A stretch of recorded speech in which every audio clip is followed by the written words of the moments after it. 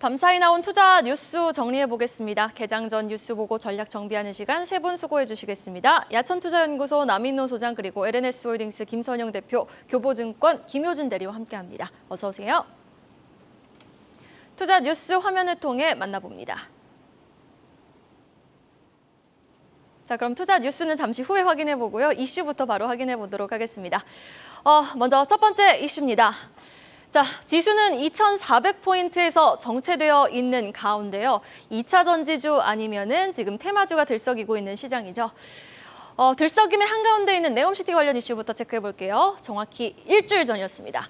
이 원희룡 국토부 장관이 기자들과의 만남에 있어서 12월이나 내년 1월이면 사우디와의 맺은 MOU를 구체화한 정부 간의 행사 등이 수조 원대 그리고 수십조 원대에 이를 수 있으니 기대해도 좋다라고 아주 자신 있게 말을 했는데요.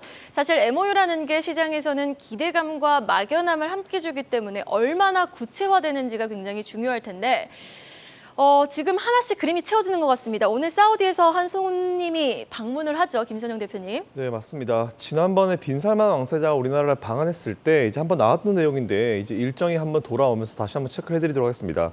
사우디의 주택부 장관이 오늘 우리나라를 방한한다라는 그런 소식인데요. 이를 통해서 우리나라와 사우디 간의 주택 협력 공동 세미나도 개최된다라는 그런 소식까지 같이 들어왔습니다. 이를 통해서 서울에서 이제 한류 이제 스마트 도시를 주제로 스마트 주제를 포함한다라고 얘기가 나왔는데 내년에는 사우디 쪽 모빌리티와 관련된 프로젝트를 만들어서 이제 정부 차원의 교통, 물류, 주택 분야를 뒷받침해주겠다라는 이런 얘기까지 현재 나온 상황입니다. 또한 현재 사우디와 이야기가 오가고 있는 부분이 굉장히 많은데요.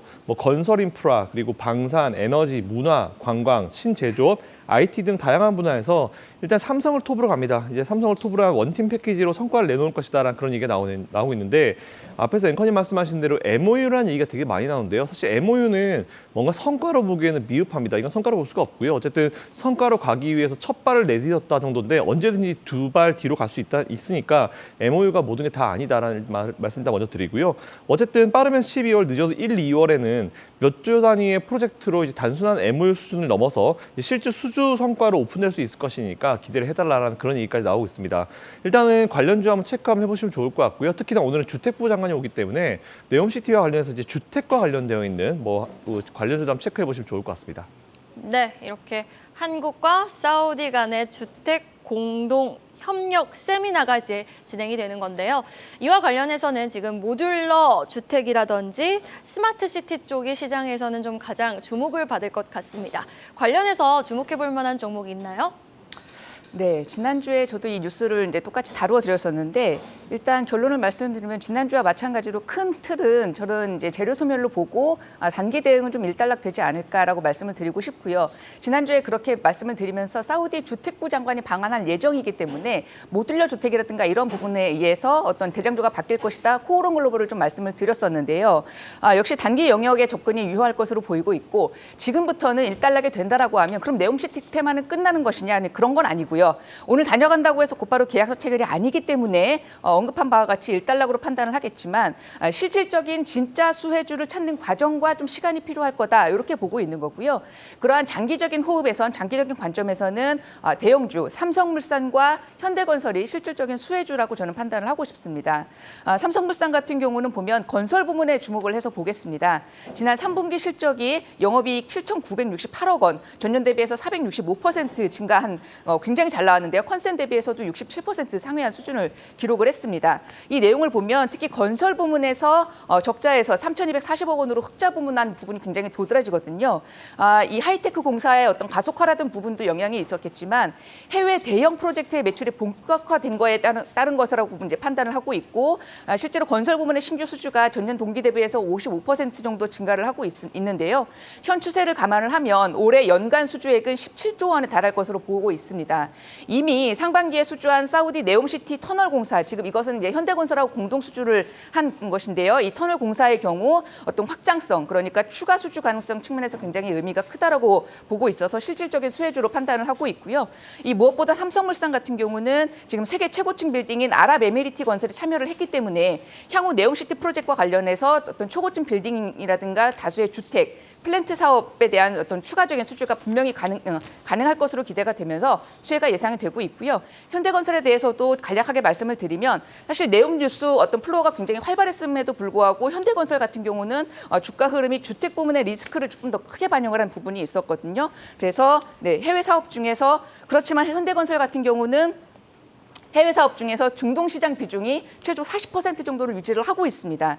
사우디 아람코하고의 어떤 파트너사 선정 부분도 있었고, 그래서 사우디 네옴시티의 조성 사업 중에서 어떤 초기 단계 공사를 참여를 이미 하고 있기 때문에 중동 지역의 프로젝트 수주 가능성 확대 부분에 포커스를 맞춘 어떤 실질적인 수혜로 접근을 하시는 게 좋을 것 같습니다. 네, 실질적인 중동 관련해서 수혜가 예상되는 종목들 건설 쪽에서 한번 짚어주셨고요. 다 테마주 확인해 봤으니까요. 이번에는 이어지는 기사는 지수 종목 삼성전자 소식 한번 확인해 보도록 하겠습니다. 3주 만에 오만전자 위기에 놓였습니다. 반도체 업황 이야기는 뭐 계속해서 나오고 있었고 중국발 악재로 지금 투심이 악화된 건데 투자자분들은 주가가 앞으로 계속 이렇게 부진할지 여부가 가장 궁금하실 것 같아요.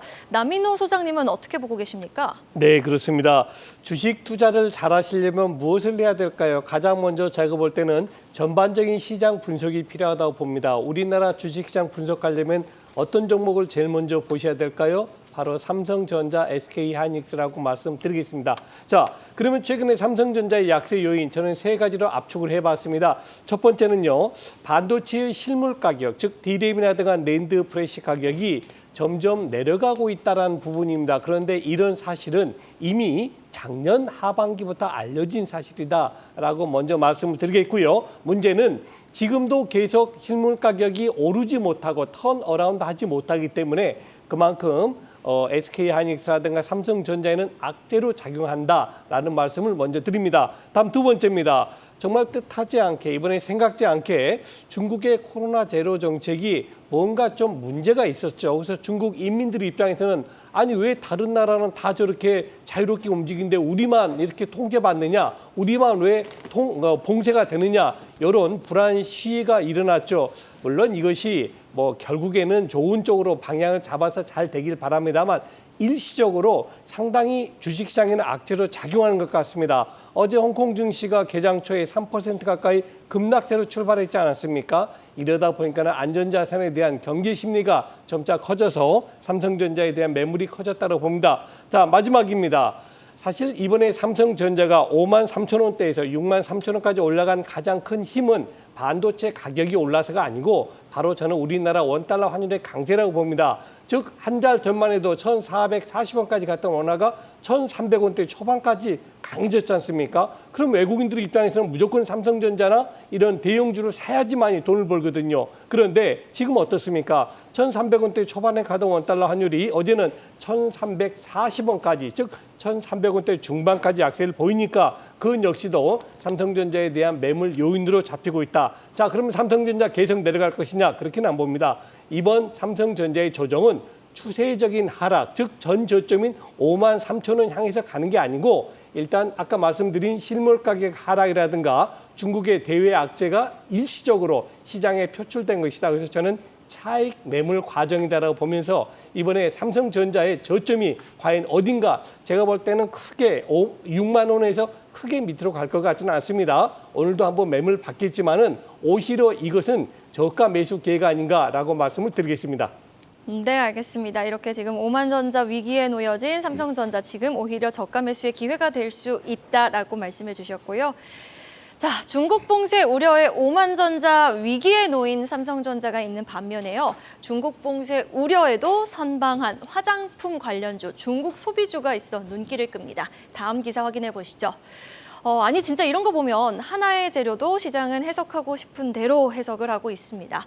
중국 봉쇄라는 이슈로 반도체는 수요 감소 전망에 주가가 타격을 받고 있는데요. 화장품은 제로 코로나 정책 지금 완화 기대감이 반영이 됐다고요? 예, 참 이게 그래서 주식시장이 어려운 것 같습니다. 정말 주식시장만큼 이렇게 음과 양이 교차되는 그런 시장이 있을까 싶어요. 햇볕이 뜨면 분명히 양지가 생기겠죠. 그러나 그 양지 뒤에는 음지가 있다는 것도 우리는 잊어서는 안 되겠습니다. 사실 어제 거의 모든 업종이 하락했습니다만 오히려 화장품 업종, 특히 아모레라든가 LG생활건강은 오히려 상승세를 보였습니다. 왜 그랬을까요? 가만히 보니까 중국의 시위가 반드시 나쁜 건 아니다. 물론 중국은 사회주의 국가이기 때문에 정부가 어떻게 대처할지 모르겠습니다만은 이런 시민들의 그 인민들의 반응을 보이면은 중국이 계속 제로 정책을 펼 수가 없다는 거죠. 뭔가 코로나 정책에 대한 완화책이 나오게 된다면은 마스크도 벗을 거고 도시의 봉쇄도 풀 것 아닙니까? 그러면 가장 먼저 중국 인민들, 특히 남성이나 여성이나 가장 먼저 찾는 게 뭐겠습니까? 화장품 아니겠습니까? 이 부분, 즉 악재가 이미 반영됐다는 것이고요. 두 번째는 워낙이 많이 하락했다는 겁니다. 이미 중국의 그런 봉쇄라든가 중국 경기 둔화, 소비 심리 악화가 이미 화장품 업계는 다 반영이 됐기 때문에 조그만 호재만 나와도, 조그만 기대가 나와도 이들 화장품 업체는 주가 반등한다. 이걸 다른 말로 뭐라 합니까? 매물 공백 구간이라 그런다. 지금 여기서는 아모레지라든가 LG생활건강 팔 사람 별로 없다는 얘기죠. 그만큼 주가가 저평가되고 있다라고 말씀을 드리겠습니다. 네, 악재가 웬만큼 다 반영이 된 화장품주. 그러면 이제 좋을 일만 남았다라는 건데 지금 주목해볼 만한 화장품주 있을까요, 김효진 대리님?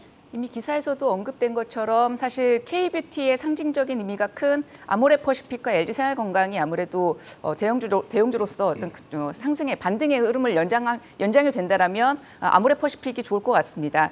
오늘 아모레퍼시픽과 그 중소형주 중에서 CNC 인터내셔널에 대해서 말씀을 드리고 싶은데요. 결론적으로는 화장품 업종 좀 최악은 지났고 잠재력은 좀 높지 않나 이렇게 말씀을 드리고 싶습니다. 어제 장 같은 경우 사실 굉장히 아이러니하거든요. 중국 봉쇄 우려 때문에 시장에 빠졌는데 그 안에서 화장품주는 봉쇄 완화 기대감으로 올랐다. 사실 굉장히 좀 의문이 드는 그런 상황인데 생각을 해보시면 사실 올해 내내 국내 증시는 어떤 미국 제조에만 조금 수급이 좀 쏠려 있었다 이렇게 판단이 될 수 있겠습니다. 그런데 이제는 오늘부터 바로 턴하는 건 아니겠지만 앞으로는 중국 소비 턴에도 조금은 주목해야 될 시점이 아닐까 이런 시점들을 좀 찾아야 되는 시기이지 않을까 이렇게 말씀을 드리고 싶고요. 대형주 중에서 아모레퍼시픽 말씀 잘 주셨는데 사실 아모레퍼시픽 같은 경우 화장품 업황 같은 경우는 지금 이익 추정치 하향 조정이 계속 동반되고 있고 그것이 주가 하락으로 나타나 있고요. 여전히 밸류에이션 부담은 사실은 큰 상황입니다. 3분기 실적을 봤을 때에는 주가 바닥을 확인했다 이렇게 말씀을 사실은 드리기가 조금 조심스럽긴 합니다만 그럼에도 어떤 기업들의 구조 조정은 올해 내내 집중되었던 점을 고려를 하면 한국의 화장품 업종은 어떤 길고 긴 저점 통과의 구간에 좀 위치해 있다고 판단을 하고 있고 투자 포인트는 앞서 말씀 주신 것처럼 구조 조정 효과에 따른 기저 효과가 분명히 나타날 것으로 보이고 있습니다. 지금 지난 여름은 중국 락다운 때문에 굉장히 좀 최악의 시기를 지나고 있는데요. 지금은 더 나빠질 여지가 없어 보이기 때문에 오히려 화장품 기업들의 그래서 시장의 관심이 조금씩 높아지는 추세다라고 말씀을 그렇게 판단하시면 좋을 것 같고 지난 3에서 한 4년 동안 비용 효율화 노력의 어떤 성과로 기저 효과가 4분기 정도부터는 조심스럽게 나타날 수 있다라는 점이 투자 포인트가 될 수 있을 것 같고요. 두 번째 투자 포인트는 많이 들으셨겠지만 중국 리오프닝에 주는 기회에 조금 주목을 해볼 필요가 있다. 그래서 업황이 만약에 개선이 된다라면 매출 개선에 따른 이익 개선의 강도가 가장 클 수 있는 턴어라운드에 베팅을 하는 아모레퍼시픽을 관심을 가졌으면 좋겠고요. 그리고 나는 그러면 중국 화장품에 대해서는 별로고 좀 탈중국, 좀 다른 지역에 있는 어떤 포지션을 갖고 있는 좀 똘똘한 중소형주 화장품주를 찾고 싶어라고 말씀을 하시면 저는 CNC 인터내셔널을 보고 싶은데요. 이 CNC 인터내셔널 같은 경우는 립 트렌드를 굉장히 선도하는 기업인데 어떤 북미 성장이 굉장히 폭발적입니다. 전년 대비 100% 이상의 어떤 성장을 보여주고 있고 유럽 쪽의 비중이 29%까지 지금 확대를 하고 있습니다. 그래서 올해하고 내년 역대 최고 실적을 좀 경신해 나갈 것으로 전망을 하고 있습니다. 전략 제품 비중이 상승을 하고 있기 때문에 영업 레버리지 확대도 굉장히 긍정적이고요. 화장품 ODM 기업 중에서 어떤 평균을 상회하는 그런 수익성을 시현하고 있는 아주 똘똘한 중소형주라고 판단하시면 좋을 것 같습니다. 네, 아모레퍼시픽과 CNC 인터내셔널 한번 주가 흐름 기대해 보도록 하겠습니다. 이어지는 이슈 보시죠. 러시아 리스크 비상 걸린 조선업계 체크해 볼게요. 서방 국가들의 대러시아 제재가 장기화되고 있지 않습니까? 이에 따라서 지금 국내 조선 업체들이 받아야 될 잔금을 받지 못하면서 피해를 보고 있다는 소식인데 구체적으로 어떤 내용입니까? 김선영 대표님. 네, 말씀하신 대로 서방의 대러시아 제재가 현재 장기화되고 있습니다. 이에 따라서 우리나라 기업들의 피해가 좀 잇따르고 있는 그런 상황인데요. 국제금융결제망에서 러시아가 아예 퇴출이 됐습니다. 이에 대한 여파로 잔금을 받지 못해 어쩔 수 없는 계약 해지가 지금 이루어진다고 보시면 될 것 같은데 일단 조선업계는 계약을 취소한 물량 중에 이미 공정이 진행된 선박을 세주인을 이제 찾아가지고 재판매를 하면서 이제 피해를 최소화하겠다는 이런 얘기를 하고 있습니다. 일단 대우조선해양은 25일 러시아 해운사죠. 이제 소브콘 플로트와 LNG 한 척 공급 계약을 해지를 했는데 이건 대우조선해양이 2020년도에 수주한 물량이고요. 당시에 쇠빙 LNG선 3척을 8억 5천만 달러에 수주를 했습니다. 근데 앞서 2척은 지난 5월과 6월에 각각 계약 해지를 했고요. 그리고 이번 해지로 마지막 남은 한 척까지 모두 해지가 됐습니다. 이에 대우조선해양 관계자가 얘기한 걸 보니까 선주사의 자금 사정이 보통 있을 때는 이제 서로 합의하에 좀 조정을 해서 좀 늦게 받거나 이런 게 가능한데 이번 건 같은 경우는 잔금을 아예 받을 여지가 사라져가지고 이제 계약 해지를 어쩔 수 없이 통보했다라는 그런 내용을 얘기를 했습니다. 현재 제가 살펴보니까 국내 조선업계의 대러시아 수주 잔고가 약 한 60억 달러, 하나로 한 8조 원 정도 수준으로 나오고요. 그중에 삼성중공업이 제일 많았습니다. 51억 달러 나왔고 그리고 대우조선해양이 7.7억 달러 정도 이제 수주 잔고가 나왔습니다. 다행히 삼성중공업 같은 경우는 이제 얘기하는 걸 보니까 러시아 수주 잔고 20척 중 현재 20척을 받았는데 그중에 3척만 공정에 돌입했고 나머지는 아직까지 설계 단계라고 합니다. 그리고 공정 돌입 3척 계약액은 8.6억 달러 정도 되는데 이 중에 5억 달러는 이미 지급을 받았다라는 그런 얘기를 했고요. 그리고 설계 단계 17척의 물량도 7억 달러의 선수급을 받았다고 합니다. 이래서 인도를 못해도 사실 금전적 손해는 거의 없다라고 얘기를 하는 거 보니까 여러분 너무 크게 걱정하실 필요 없을 것 같고요. 하지만 계약을 만일 이걸 해지하게 되는 경우에 문제가 뭐냐면 향후 러시아와의 어떤 관계가 이제 회복 불가능할 정도로 훼손될 수가 있습니다. 이에 따라서 이게 조금 앞으로 우리나라 그 관련 종목들에 영향을 좀 줄 수 있겠지만 사실 이게 영향을 그대로 나쁜 영향을 받는 기업과 받지 않는 기업을 좀 구분 잘 하셔가지고 투자를 하시면 좋은데 사실 러시아 쪽에 가는 LNG선은 다른 쪽 가는 LNG선과 좀 다릅니다. 왜냐하면은 얼음을 꿰고 가는 이제 쇠빙선 느낌이 좀 있기 때문에 사실 이거를 다른 나라 어느 쪽에 좀 팔 수 있을지는 좀 지켜봐야 될 문제긴 하지만 그렇다 하더라도 피해를 최소화하면서 이제 리스크 관리하고 있는 부분이 있으니까 이 부분까지 같이 체크하시면서 투자를 임해보시면 좋을 것 같습니다. 그렇군요. 러시아 쪽으로 파는 LNG선은 다른 나라에 파는 LNG선하고 조금 종류가 다르다는 거 이번에 알았습니다. 관련해서 계속해서 뉴스를 팔로우할 필요가 있어 보이네요. 자, 그러면 또 어제 장 마감 이후 개별 공시가 나온 바이오 기업 내용 체크해 보도록 하겠습니다. 삼천당 제약 내용입니다. 그러니까 눈에 넣는 약이죠. 점안제 그리고 항생제를 만드는 기업 삼천당 제약. 이 아일리아 바이오시밀러 유럽 계약을 체결했다라는 소식이 들려왔는데 사실 저는 좀 잘 모르겠더라고요. 이게 얼마나 큰 계약인지 그리고 또 로열티부터 뭐 계약금까지 좀 구체적인 내용 정리 부탁드립니다. 김선영 대표님. 네, 사실 이런 거 하나 해놓으면은 이제 긴 기간 동안 계속 수입으로 잡히는 게 좀 밑바닥에 깔려 있기 때문에 그 안정적인 어떤 매출을 만들어낼 수 있다는 그런 내용이 나올 수 있을 것 같고요. 말씀하신 대로 삼천당 제약이 27일 날 해외 제약사와 글로벌 제약사 바이엘이 개발한 황반변성 치료제 아일리아에 대한 바이오시밀러 제품 공급 독점 판매 계약을 맺었습니다. 일단 계약 금액 같은 경우는 총 690억 정도 나오고요.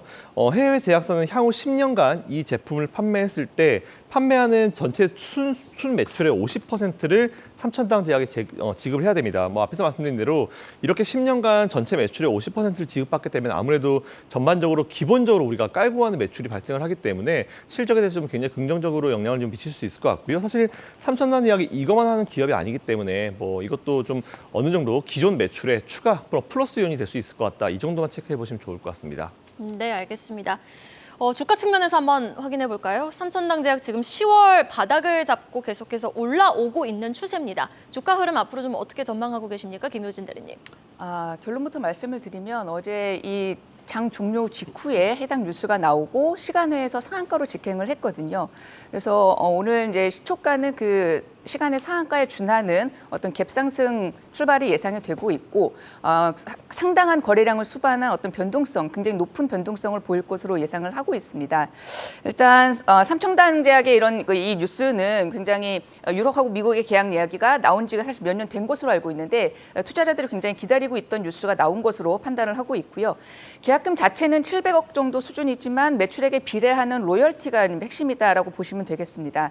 이 아일리아 같은 경우는 황반변성 치료제인데요. 이 대표적인 퇴행성 질환이기 때문에 선진국형 병이라고 이제 생각을 하시면 되고 그래서 평균 연령이 높은 미국이라든가 유럽 시장이 굉장히 큰 시장이다라고 보시면 되겠습니다.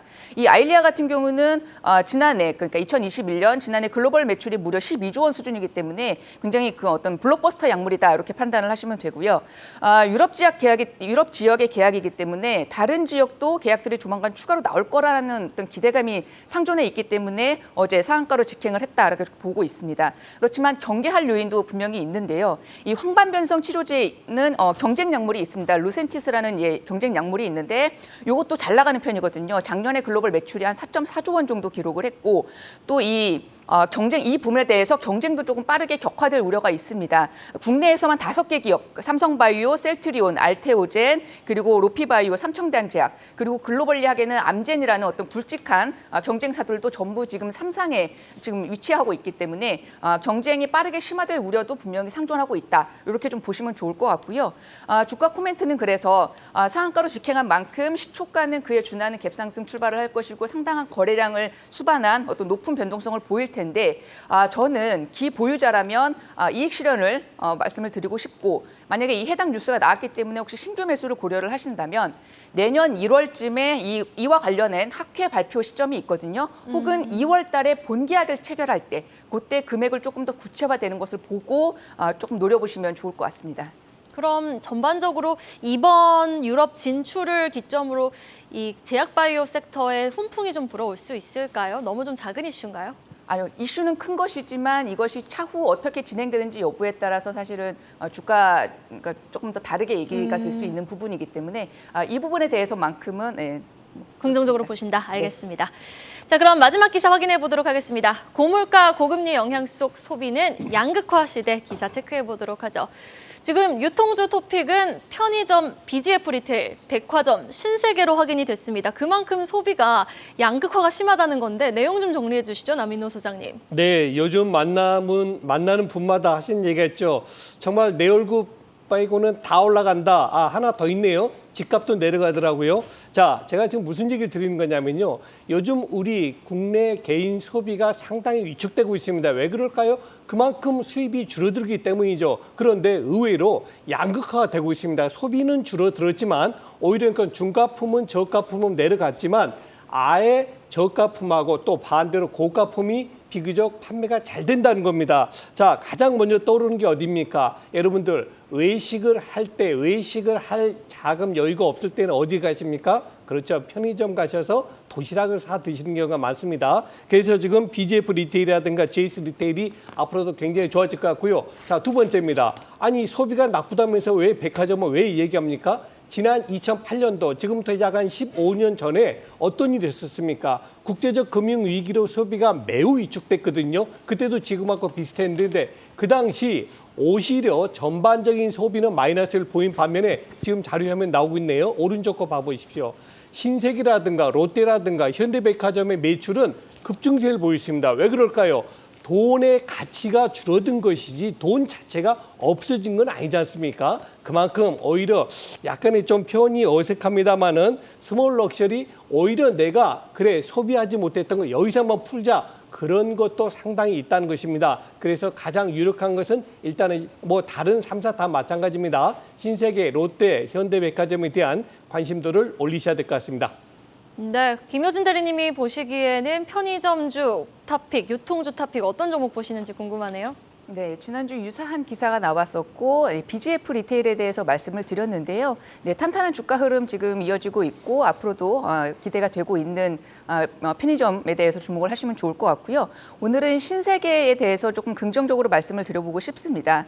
BGF 리테일 같은 경우는 불황에 강해서 편하다 이렇게 말씀을 드렸다라면 사실 신세계 백화점 뭐 잘 될까 이렇게 생각이 될 수 있는데요. 지금 언론에서는 굉장히 가파른 금리 인상에 따른 부작용 우려가 조금 가득하죠. 가계부채라든가 부동산 시장 하락이라든가 어떤 경기 위축에 대한 분위기만 가득 풍기고 있습니다. 그런데 여러분 혹시 최근에 백화점 가보셨을까요? 특히 신세계 백화점 가보셨는지 모르겠는데요. 정말 사람 많습니다. 이 주식 투자라는 것이 실생활에서 사실 체감하면서 아이디어를 얻는 경우가 굉장히 많은데 유통이라든가 특히 소비재가 조금 그런 부분들이 있습니다. 그런데 이러한 분위기만 말씀을 드려서 어떤 와닿지 않는다라고 말씀을 하시면 제가 숫자를 말씀을 드리겠습니다. 신세계 같은 경우는 올해 10월 별도 기준으로 총 매출액이 전년 대비 8.9% 정도 성장을 한 4,662억 원 정도 기록을 했고요. 지난해 오미크론 영향으로 12월에 완연한 성수기 효과를 좀 누리지 못했던 점을 고려를 한다라면 어떤 기저 베이스도 좀 부담이 없는 상황이다라고 말씀을 드리고 싶습니다. 또 올해 3분기에도 실적을 보면 여성 패션 같은 경우는 전년 대비 27%, 남성 패션 같은 경우도 전년 대비 24% 신장하는 등 어떤 패션 부분의 회복이 굉장히 좀 두드러지는 그런 경향이 있고, 그래서 매출 총이익률 또한 굉장히 개선된 그런 흐름을 보였습니다. 소비 둔화 우려에도 불구하고 어떤 VIP 매출이라든가 그런 것들이 굉장히 견고한 상황을 보이고 있고요. 럭셔리 MD를 통해서 어떤 집객은 오히려 신세계의 최대 강점으로 조금은 작용할 것으로 전망을 하고 있습니다. 다만 백화점이 지금 면세점을 갖고 있지 않습니까?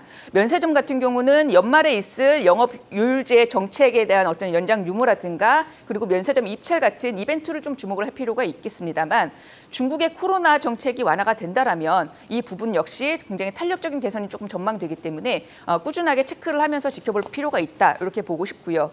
그래서 신세계 백화점 같은 경우 보면은 지금 내년에 백화점 영업이익률이 20.3%의 전망을 하고 있거든요. 현재 시가총액, 현재의 주가는 내년 순이익 기준에서 5.5배 정도로 저는 사실 굉장히 현저한 저평가 구간에 위치해 있다고 보고 있습니다. 그래서 지금 시장 좀 조정 구간에 위치하고 있는데, 이러한 상황에서 신세계 같은 경우 굉장히 좀 대응하기 좋은 그런 기업이지 않을까, 이렇게 판단하고 있습니다.